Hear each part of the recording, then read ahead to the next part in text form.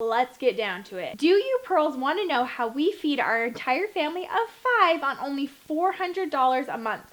And we've been able to stick to this plan for over a year now. We started tracking our monthly spending and we were completely shocked to find out that we were spending over $1,000 a month on food, and it was only the two of us, me and hubby, and we were spending over $1,000. Well, we have kind of perfected our system, and now we only spend $400 a month for our family of 5. And not only that, but I buy our entire month's worth of groceries in one day. I want to teach you guys how to do the same thing.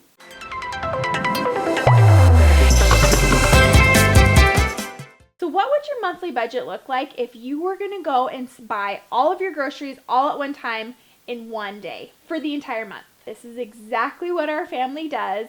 And in today's video, I want to show you guys kind of the behind the scenes, the number breakdown on how we're able to make that work and help you guys do the same thing, because it helps our family save literally thousands of dollars every single month. And that's all part of living our pearl life. So how about I share some of the real numbers with you guys?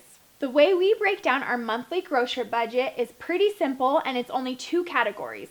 One category is for food, so anything that our family is eating, that is our food budget. And then pretty much everything else for our household goes into a miscellaneous household category. For the majority of our food, I'm able to do it in just one day with our giant monthly grocery shopping trip. And for this grocery shopping trip, for the food, we budget $300 per month. So this food consists of anything that can be frozen. So maybe I buy some breads that can be frozen, meats can be frozen, veggies can be frozen, anything that can be frozen and stored in the freezer for up to a month.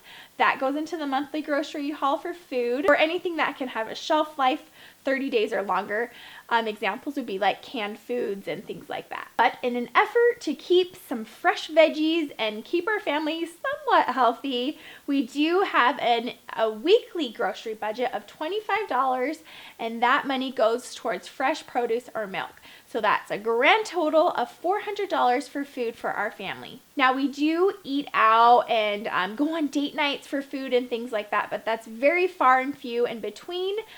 For that, we have a fun budget out of our cash envelope system, but that covers anything and everything. It's not just for food. So a lot of times maybe we'll only use a quarter of that for food.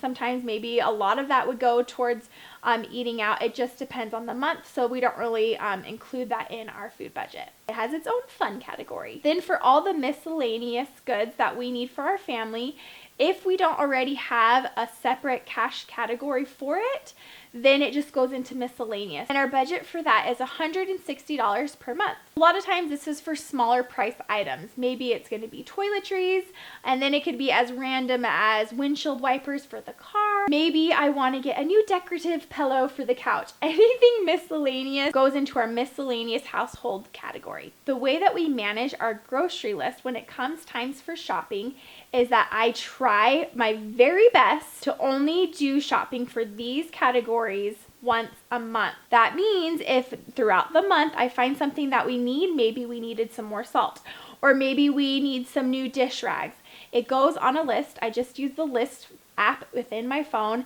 and I just add things to the list. And when it comes time to make my grocery list at the new beginning of the month, I go through my list, I prioritize, I give every single item in that list an estimated cost, and then if I'm over budget, the high prioritized items get to stay and the low prioritized items get rolled over to the next month. And let me emphasize again that we do our best to not run to the grocery store to pick up random items. The more opportunities that you are in the grocery store, the more opportunities you are going to run into and the more temptation you're going to have to impulse spend, which is going to throw your budget off. I do have a free meal planning on a budget toolkit for you guys. It's a free download.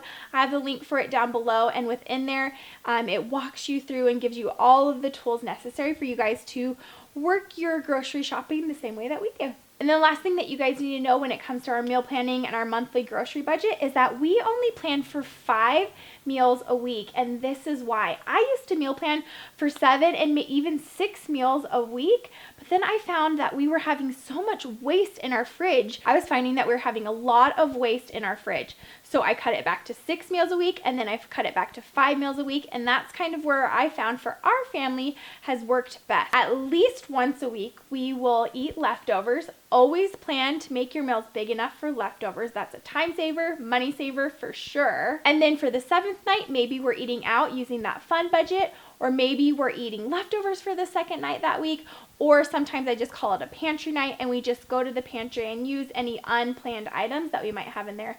Maybe cereals for dinner that night, or maybe I whip up a batch of waffles, things like that. So do you dare shop monthly? I dare you to try it. Just give it a try. You can start with bi-weekly, just do 2 weeks at a time, work your way up to doing monthly. I promise it's going to save you so much time, so much money. Creating a monthly grocery budget strategy saves you thousands of dollars each year because it's eliminating all of those last minute impulse trips to the store that not only are you going to be more tempted to buy extra items that you don't actually need, but when you're not planning ahead, chances are you're going to be paying full price for every single item on your list, which is just going to make it so much harder to stick to that budget. So what do you think? Are you going to give it a try? Leave me all your questions, all your comments, and if you're willing to give it a try, let me know that also down in the comments below. So what do you think? If you guys found this video helpful, don't forget to give it a thumbs up. Don't forget to share it with your friends. I'm sure they would appreciate the help as well, and it also helps me out a lot anytime you share and like any of my videos. And if you're new to this channel, don't forget to hit that subscribe button so you don't miss out on any tips to help you live your pro life. Thanks you guys so much for watching, and I'll talk to you very soon. Bye!